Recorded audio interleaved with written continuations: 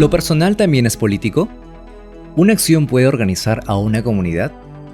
¿Por qué el activismo es determinante en una sociedad? Y es que la voluntad, la organización social y la solidaridad puede cambiar el destino de una nación. Hoy conversamos con Alejandra Laiza, responsable de país en Oxfam, Perú, organización que reúne a los activistas juveniles de todo el país. Bienvenidas y bienvenidos a nuestro episodio en Morlen Talks, el podcast de Morlen Studios. La humanidad desea conquistar el espacio y explorar nuevos mundos. Pero antes, hay más de una misión por cumplir con la Tierra. Morlen Talks Podcast. Una travesía por el espacio de las soluciones transformadoras que este mundo también necesita. Conducido por nuestro piloto, Roy Flores. Bienvenidos y bienvenidas a Morlen Talks Podcast. Mi nombre es Roy Flores y un gusto tenerlos nuevamente aquí en sus oídos. Y hoy vamos a hablar acerca de algo sumamente importante y interesante. Hace un tiempo ya venimos desarrollando diferentes herramientas, como ustedes saben, en relación al tema de la comunicación. Pero una de ellas en especial está dedicada al activismo juvenil. Ya tenemos desarrollando varias herramientas con una de las asociaciones no gubernamentales que mejor nos tratan y que mejor están comprometidas con nosotros. Pero ahora queremos saber y acercar un poco el tema del activismo y saber su importancia. Y de pronto, si no entendemos o no sabemos a qué se dedica el activismo o sobre qué se refiere, tenemos hoy día una súper gran invitada y amiga también de la casa de aquí de Morlen Talks y el equipo de Morlen Studios. Ella es Alejandra Laiza. Es socióloga y responsable del país de Oxfam, aquí en Perú.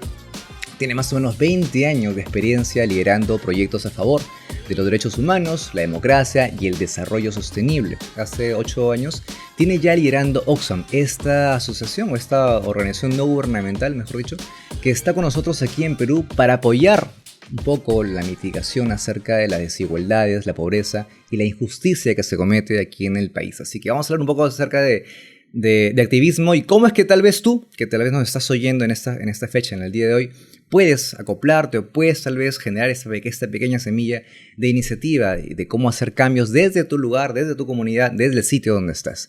Alejandra, amiga mía, bienvenida a Morlen Talks. Qué gusto tenerte aquí. Gracias, Roy. Gracias, amigos, por la invitación. Súper contenta de estar con ustedes y compartir esta conversa tan chévere y tan inspiradora para todos. Ojalá. Ojalá que lo podamos hacer de forma inspiradora esta vez. Es lo que tratamos de hacer en todos los programas. Ale, cuéntame un poquito hablemos sobre el voluntariado. Hablemos también acerca del activismo, bueno, el activismo juvenil en este caso.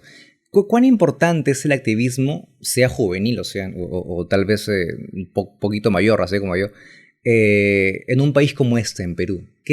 ¿Cuál es su rol? ¿Qué agendas toma también? Es bien interesante porque usaste la palabra voluntariado, también la palabra activismo, y le preguntas también cuál es la diferencia, ¿no? ¿Cómo entendemos el activismo y sobre todo cómo le damos el peso que tiene el activismo en la construcción de la democracia, ¿no? Entonces, entendemos el activismo, hay muchas consideraciones, concepciones, pero desde Oxfam, desde las organizaciones con las que venimos trabajando, entendemos y nos aproximamos al activismo juvenil como estos ciudadanos activos, juveniles, y cuando digo ciudadanía activa y lo conecto con activismo, entiendo activismo como aquellas personas que promueven la garantía de derechos, la ampliación y la protección de los derechos, que son los derechos fundamentales en el marco de la democracia, que promueven, digamos, estándares ambientales en el contexto de la protección, de la sostenibilidad, de nuestro equilibrio en la convivencia con nuestros ecosistemas,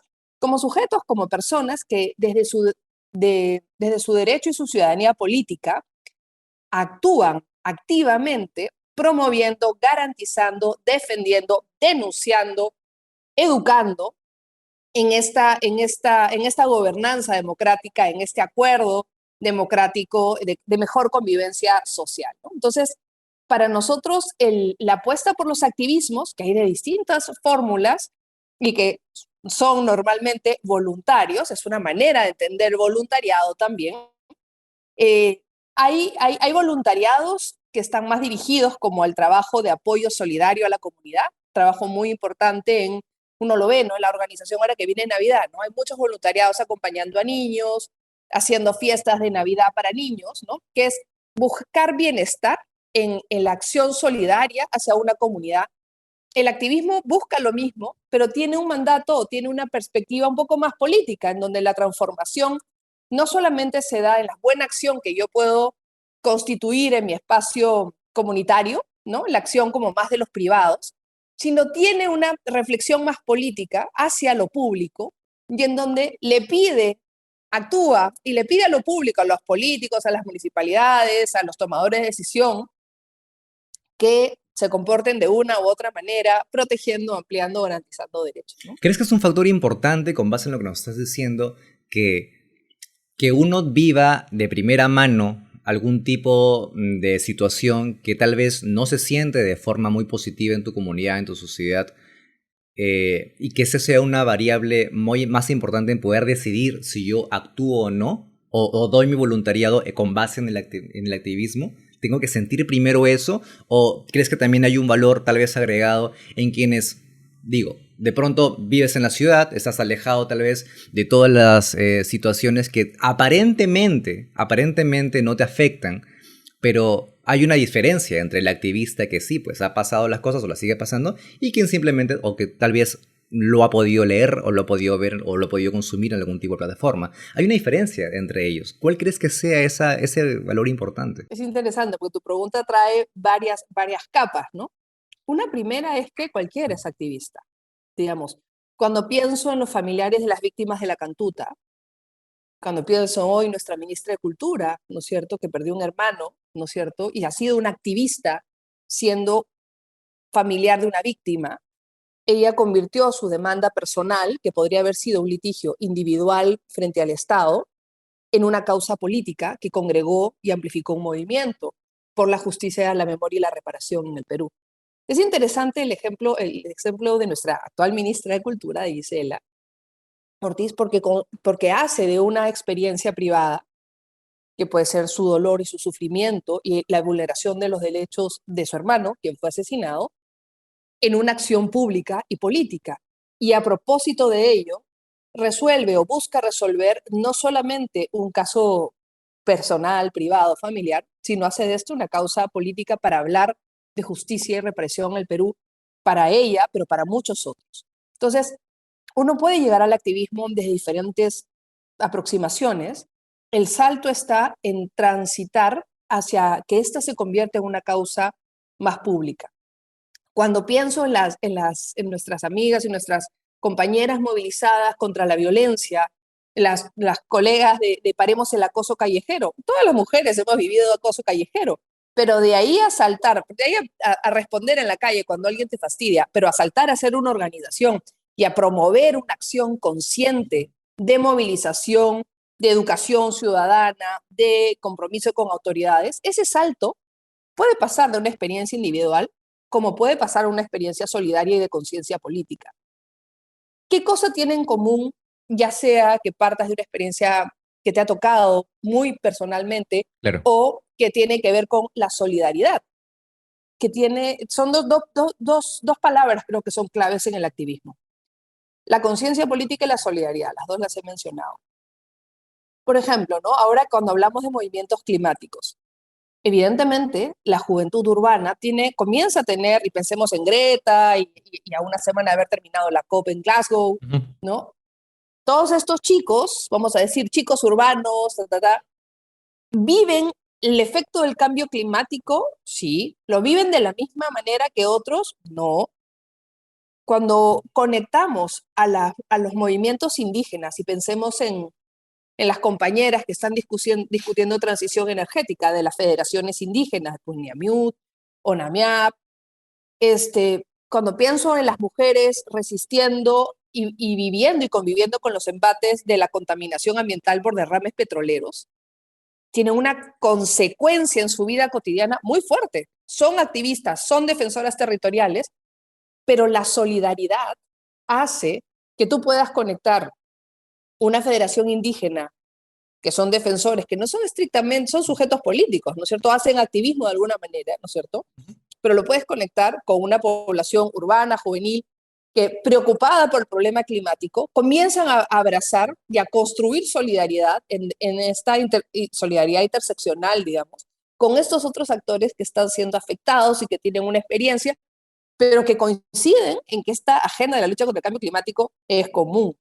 Por lo tanto, cuando uno piensa en activismo, creo que estos dos valores, el de la solidaridad digamos, y el de la conciencia política, y lo digo como valor, lo digo como virtud, porque digo conciencia política en el sentido de ciudadanía, ejercicio de la ciudadanía, son dos elementos esenciales para entender que los activismos son un mosaico interconectado también de realidades y de oportunidades, ¿no? Justo con base en lo que estás diciendo acerca del ejercicio de la ciudadanía, ¿crees que, bueno, hablemos un poco de generaciones? De repente tú lo tienes un poco más claro que yo. Tal vez en esos últimos 20 años, digo un número aproximado, ¿crees que la conciencia para realizar activismo de una forma un poco más construida y hacer ejercicio de nuestra ciudadanía, pero desde la acción, tiene que ver mucho con las diferentes generaciones que están atravesando? De repente las generaciones de ahora, digo chicos de 18, 19 años, tienen una conciencia mayor sobre temas diferentes a lo que teníamos de repente 30, 40 años atrás. ¿Crees que influye mucho el tema de la generación?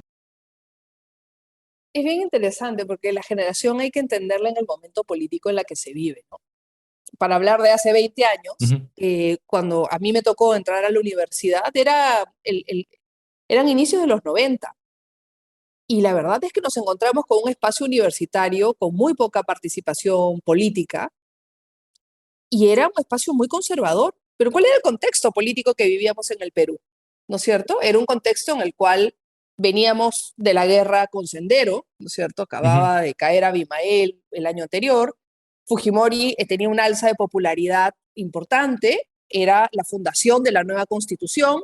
Entonces, una ley como la ley de amnistía, que buscaba liberar a los implicados en vulneraciones de derechos humanos, o el cierre del Congreso, o la nueva constitución, tenía una alta popularidad porque teníamos una sociedad que venía de una crisis brutal, estaba en una crisis brutal, y uno de los elementos fuertes de esa crisis era una crítica profunda a los partidos políticos y a la representación. Entonces la política no era una opción para los jóvenes. A mí me sorprendía yo ver activistas del colegio y llegar a la universidad y sentir que era un espacio apagado, ¿no es cierto? Pero claro, tú volteabas y veías las universidades nacionales y estaban intervenidas con el ejército. Entonces, no había un espacio tan amable para expresar, decir, actuar. Veníamos del miedo, veníamos de la crisis. Muchos, el otro día conversaba con unos chicos de un colegio que estaban haciendo una investigación sobre las marchas y me ¿Mm? decían, es que en el pasado había más movilización. Y le decía, bueno, es bien interesante porque está un poco conectado con tu pregunta. Uno siempre idealiza que antes ha Defi- habido mejores condiciones para movilizarse y Define que los pasado, jóvenes... ¿no? Exacto. Claro. Bueno, yo ya asumí que soy muy del pasado en varias No, no, que cosas. los chicos, define pasado primero para Claro. explicarte a qué te refieres, ¿no? Entonces, los chicos de quinto de media veían a los activistas de la ley Pulpín como un momento pico de la movilización juvenil y de la organización, y los de la ley Pulpín nos ven a nosotros en la lucha contra la dictadura como un pico de movilización. Pero la verdad habría que entenderlo un poco como una gran marea. El mar no está siempre lleno de olas altas, de picos de movimiento.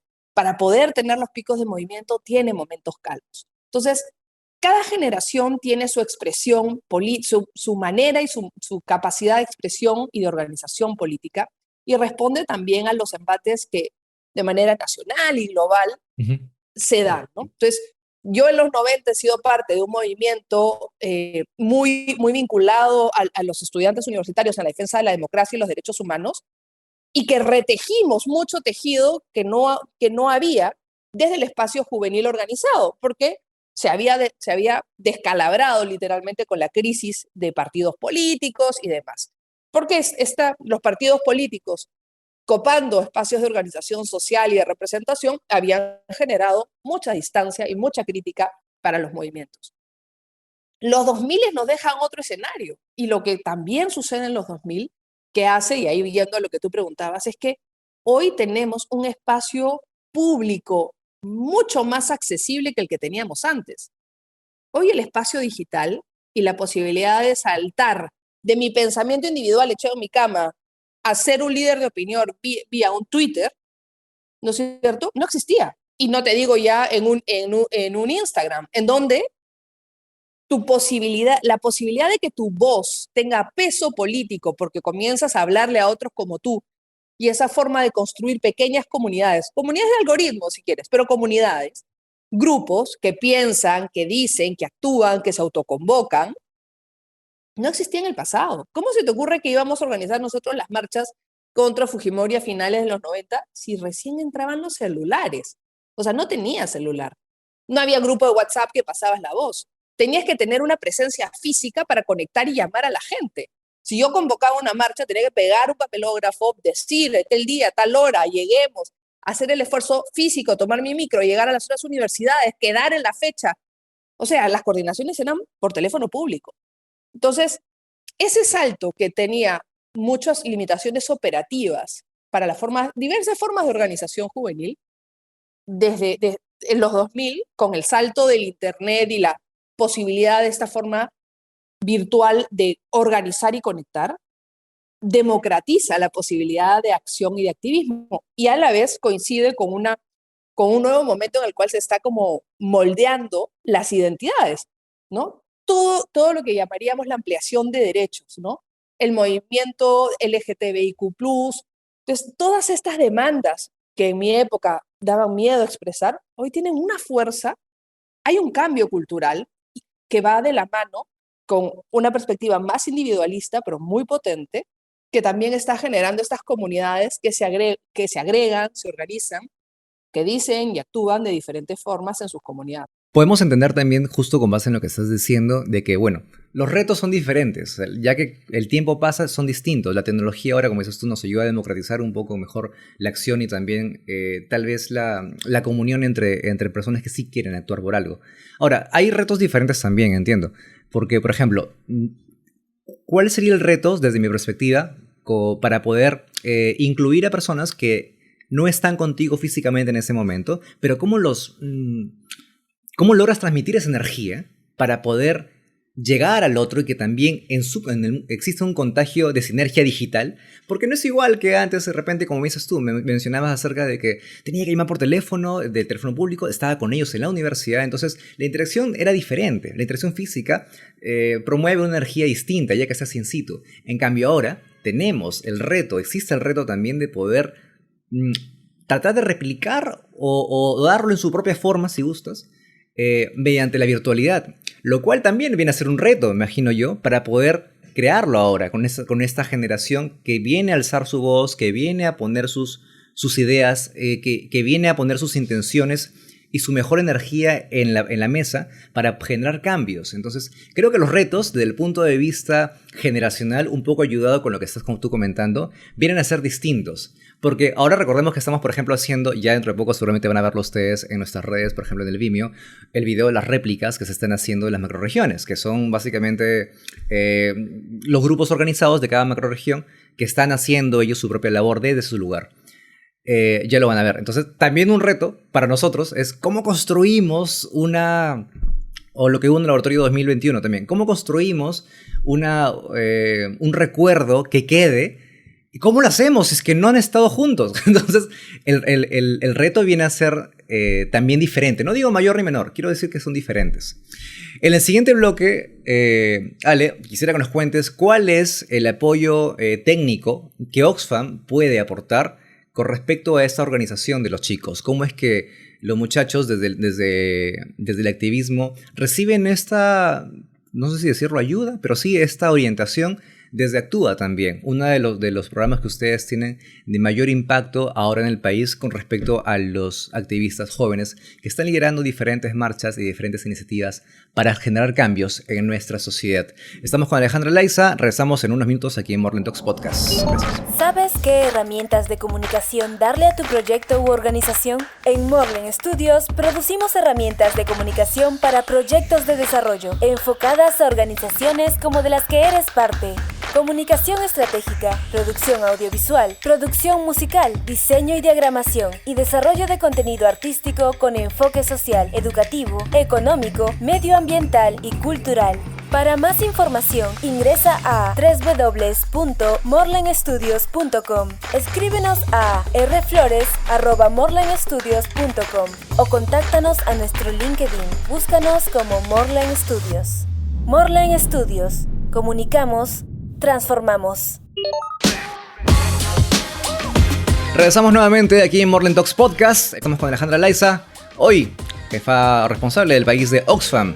Ale, cuéntenos, ¿cómo es que Oxfam, desde sus iniciativas, desde su misma agenda, apoya a los diferentes círculos de activismo juvenil aquí en el país, ya sea de cualquiera de las macrorregiones que existen? Esa es una pregunta larga porque para nosotros la aproximación a los jóvenes organizados como ciudadanos jóvenes activos, como decimos, ha sido como una apuesta muy consciente y de prioridad desde hace unos años. ¿Y por qué? ¿No? ¿Por qué acercarse a los jóvenes movilizados? ¿No? Y creo que es una lectura que venimos haciendo no solamente en Oxfam en Perú, sino a nivel global. Estamos viendo que en la lucha contra las desigualdades, en la necesidad de construir nuevos balances, en un contexto de mucha concentración del poder en el 1% más rico, de los grupos, digamos, de las corporaciones, en todas nuestras sociedades, nuestra democracia está mostrando como límites en la capacidad de expresar estos contrapesos y en diferentes países, y Perú no es el único, el espacio de estos ciudadanos vitales, potentes, luchando por vamos a decir, a luchar por la justicia, como se diría antes en los cómics, son los jóvenes, porque los jóvenes pelean por un futuro, pelean por un presente con condiciones de inclusión más adecuadas. Entonces, hemos visto en diferentes países y en América Latina y en el Perú en particular a los jóvenes como una línea de vanguardia en la defensa de la democracia, en la lucha contra la corrupción, en la lucha por los derechos, que es clave. Una organización como Oxfam, que lucha contra las desigualdades, como un mecanismo esencial para luchar contra la pobreza y la injusticia, tiene que pensar en quiénes son los actores que juegan un rol clave en estas luchas, y creemos que los jóvenes lo son. Entonces, desde esta reflexión, sí nos ha implicado, y no les voy a mentir, no ha sido de la noche a la mañana, ni es tan fácil, ¿no? Entonces sí nos ha implicado toda una reflexión institucional global. Y aquí quiero decir con mucho gusto que lo que hemos aprendido con los compas de los diferentes activismos a nivel nacional nos ha permitido llevar aprendizajes a nivel de todo Oxfam, a nivel mundial, que hoy se están usando en otros países. No te rías, pero lo que hemos aprendido y lo que hemos hecho en los labs de Perú, junto con los colegas de todos los colectivos de activismo, son lecciones que hoy se han usado desde Palestina, Marruecos, se está usando a nivel global esa experiencia donde una organización grande que apuesta por el cambio dialoga, escucha y aprende de la experiencia de los activismos juveniles como actores fundamentales del cambio. Tenemos un antecedente potente entonces con respecto a este tipo de dinámicas que se ha logrado en diferentes países, como me comentas. Claro, el antecedente en realidad es que la innovación que Actúa P ha significado desde Perú para nuestro modelo institucional, pero no solamente para nosotros, sino que lo que hemos hecho en Actúa P, y aquí a explicarlo un poco a tus oyentes, ¿no? Actúa P es una plataforma de activismo contra las desigualdades online y offline. Y en el trabajo offline tenemos una apuesta muy grande por el diálogo político y la co-construcción junto a colectivos de activismo juvenil nacional para fortalecer las capacidades del activismo en la lucha por la justicia económica, por la justicia ambiental y climática, por la justicia de género, en la lucha contra las desigualdades. ¿Y qué es eso? Todo lo que nos podamos inventar juntos. Y cuando lo digo así es porque esa ha sido nuestra experiencia, dialogar y aprender junto a los compas de los colectivos, generando estos espacios de formación de capacidades, tanto de conocimiento en los temas, como técnicas sobre cómo hacer más efectiva nuestra organización y nuestro activismo a nivel nacional, y ahora lo estamos haciendo también en los espacios macroregionales, como tú comentabas, Roy. Entonces, eso que hemos ido probando e inventando un poco juntos con los compas de los colectivos, como en esos últimos 6 años en el Perú, tiene lecciones que están siendo llevadas a otros países que están haciendo sus propias dinámicas, y entonces Oxfam en general a nivel global está fortaleciendo este rol del activismo juvenil como una actoría de cambio social fundamental. Y eso tiene que ver con nuestro análisis político de cómo luchar contra la desigualdad y qué rol pueden tener los diferentes actores sociales, y los jóvenes están en el corazón de nuestra estrategia, y por eso también sabemos que trabajar con jóvenes y con activismos, porque además varios venimos de ahí, implica que desde la cooperación y desde las ONGs, que tenemos muy mala fama por algunas buenas razones, cambiemos, y abrazando los principios feministas, cambiemos nuestra forma de relacionarnos con las organizaciones juveniles, que siempre a los jóvenes y a las organizaciones juveniles, como los partidos políticos, les daban la tarea de repartir los volantes, Sí. no siempre te dan como una tarea como Necesitamos afuera. una relación un poco más horizontal, ¿verdad? O sea, definitivamente un poco más, no sé, un poco más dócil, porque de repente toda esta suerte que uno puede pensar, no, pucha, ¿cómo voy a entrar de repente a una asociación que me deja una ONG? Es muy difícil para mí, yo vengo de un poblado muy alejado. Lo ves como que muy extraño, muy lejano. Entonces, de repente ese puede ser un poco que la animosidad se reduzca y sin embargo puedes tener tú toda la intención de querer hacerlo. Entonces, justo lo que nos estás comentando ahorita es de que sí, existe una alineación un poco más horizontal, necesitamos tener esa relación justamente más de cercanía, más cálida. Y quería preguntarte, justo un poco haciendo hincapié en lo que decías acerca de los ejes. Entiendo que, por ejemplo, Oxfam y Actúa hablan acerca siempre, y lo conocemos en todos los trabajos que hemos hecho con ustedes, acerca de las tres ejes importantes, ¿no? La justicia económica, ambiental y de género. Estos tres ejes son... O sea, ¿por qué escogieron estos tres ejes? ¿Vienen a fundamentarse en algo de la misma política de Oxfam o de pronto viene de otro lado? Más allá de la política de Oxfam, que también, ¿no? O sea, nuestro marco institucional, nos ponemos hablando de la política de Oxfam, es la lucha contra la desigualdad. Y luchar contra la desigualdad tiene muchos ámbitos. Los tres caminos en donde nuestro trabajo programático apuesta por hacer cambios en el Perú tiene que ver con estos tres ejes. O sea, no puede haber una lucha contra la desigualdad que no dispute la redistribución de la riqueza en un país como este. Ahora estamos en plena discusión de reforma tributaria en el país, pero esto es una aproximación que no podemos dejar por fuera y que es nuestro mandato global y que lo traemos al país y que conecta con los colectivos que están luchando por los temas de empleo juvenil, los colectivos que están ahora acompañando a los comités anti-COVID en los territorios, ¿no? Porque hay una discusión de aquí no hay servicios públicos suficientes, la pobreza tiene que ver con esta ausencia, hay una concentración de la riqueza en el Perú, entonces ahí hay un componente.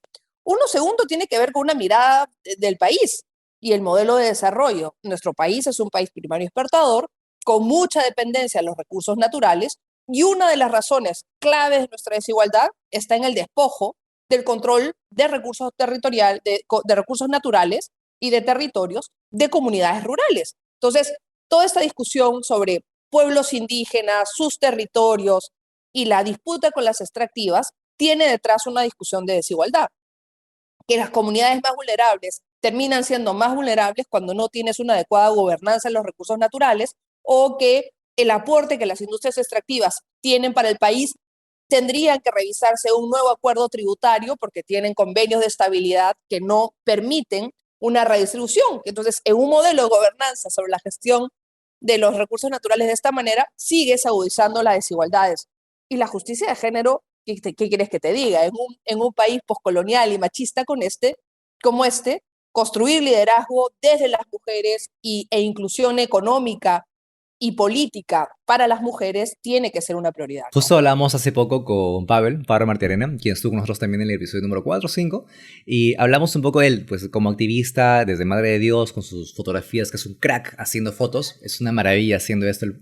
Entonces justo le decía a Pavel, y también te hago la pregunta a ti, ¿crees que es igual la situación de un activista medioambiental en un lugar donde sí, pues la tala ilegal está al día a día, el derramamiento de petróleo es cada hora, que la situación del activista tal vez más costero? Ojo, yo siempre digo, no puede haber uno mejor que otro ni peor que otro, son diferentes, pero ¿crees que la situación de poder luchar en contra se las tiene más difícil en la parte medioambiental? Obvio, se están jugando el pellejo.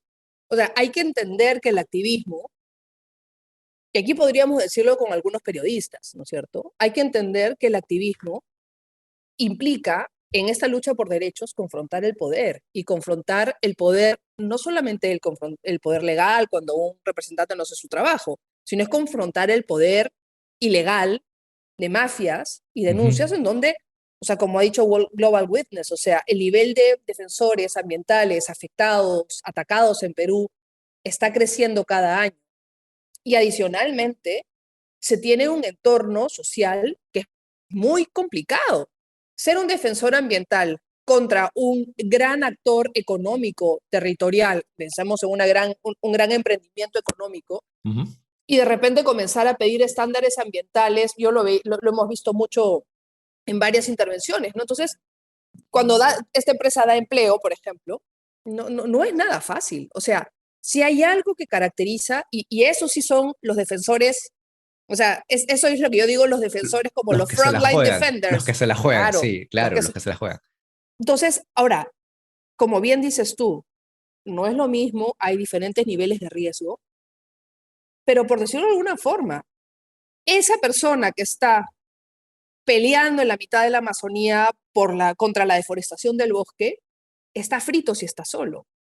Si tiene su comunidad organizada, tiene un poco más. Si esa comunidad organizada tiene contactos con otras organizaciones en el país, hay otros que ponen un ojo por ellos. Si eso además tiene una relación con organizaciones internacionales que también los ayudan, los acompañan y los vigilan, les estamos dando seguridad. Por Entonces, supuesto. el principio de solidaridad y de conexión entre movimientos es un principio de seguridad para los activistas. Y los activistas y ese peligro, cuando hablamos de los defensores y el peligro que se vive en zonas en donde no hay Estado y la corrupción tiene otro nivel de control territorial, es brutal. Pero saltemos a activistas que tú y yo conocemos aquí en Lima, que en determinados momentos se han enfrentado y han denunciado procesos muy complicados.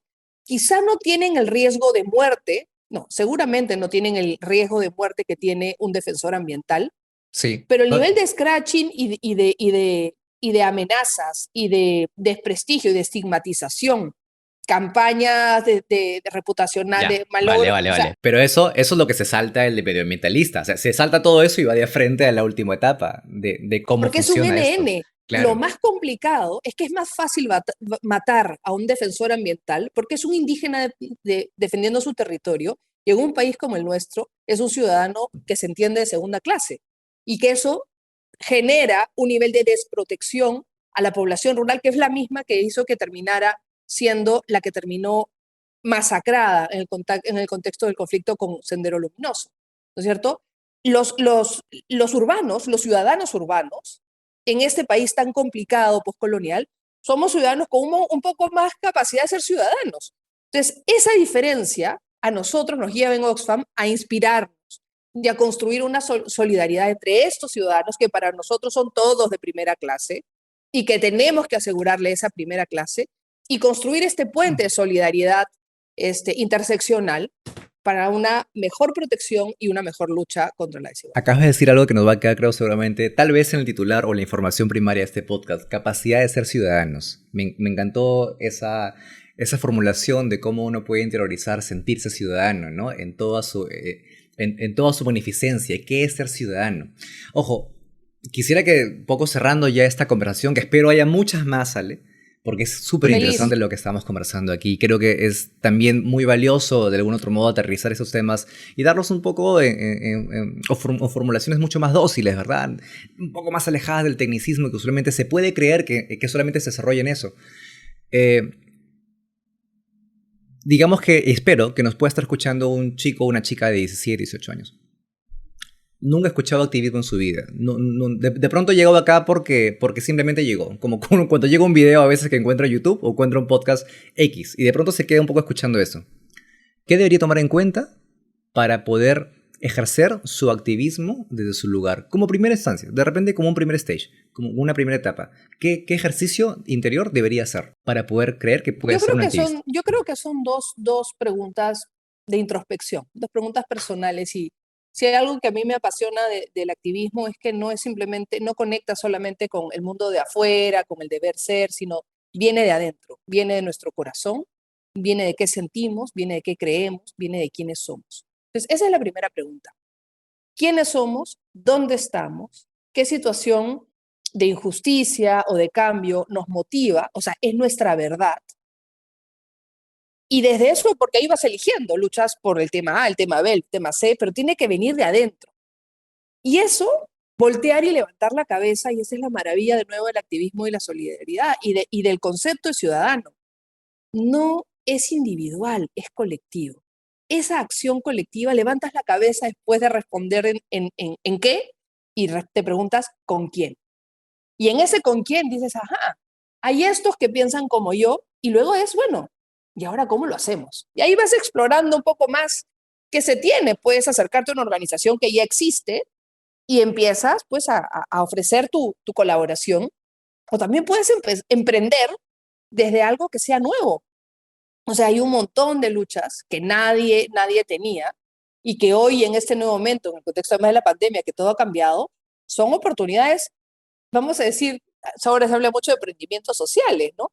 Pero hay un espacio muy interesante para regenerar estas luchas, estas apuestas de cambio y regenerarlas en sus qués, en sus cómo y sus con quiénes, ¿no? Entonces, ahí el activismo, para que tenga potencia, tiene que conectar esta verdad, desde la verdad individual a esta conexión colectiva, y sobre todo tiene que estar cargada de amor, cargada de futuro en el sentido de perspectiva, pero cargada de creatividad e innovación, porque es una nueva manera de responder a un nuevo momento de transformación social en el país y ojalá en el mundo. Justo leí un artículo justo que comentas. Creo que las nuevas formas de pensar necesariamente, decía este artículo, no recuerdo, no lo leí, necesariamente tienen o deben tener una cuota de innovación dentro, porque tal vez sea una de las pocas formas que existen ahora de poder conseguir resultados diferentes para situaciones que tal vez vienen a ser las mismas de hace tiempo, pero para resultados diferentes, acciones distintas y caminos tal vez un poco con matices también no tan conocidos, porque para eso está la innovación.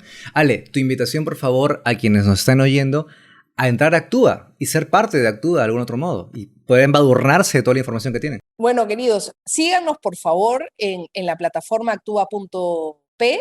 Estamos en Instagram, en Facebook, en Twitter. Ahí van a tener mucha información de temas y de conexiones y de oportunidades. Y síganos también en las redes de Oxfam, en donde van a poder, que también estamos en las plataformas, en las que van a poder tener más información sobre lo que hacemos y también ubicarse sobre algunas oportunidades que en el trabajo de promoción de los activismos estamos haciendo en el Perú. Alejandra Laiza con todos ustedes, muchísimas gracias Ale por estar con nosotros en estos minutos que parecen cortos, pero en realidad estamos como ya casi más de 40 minutos tal vez conversando acerca de estos temas tan importantes que son necesarios tratarlos, al menos mientras vamos en bicicleta al trabajo, mientras de repente hacemos un poquito de footing, ¿verdad? ¿Por qué no también experimentar el tratar de encontrarnos con temas que son importantes y que también tienen mucho que ver con nosotros? No hay forma de escapar de ellos mientras hacemos una actividad en paralelo. En este caso tenemos el podcast, que es muy fácil de poder escuchar. Nos encuentras en Spotify y en YouTube como Morland Talks Podcast y vas a tener tal vez seguramente de acá en adelante más invitadas así de power, así de amor,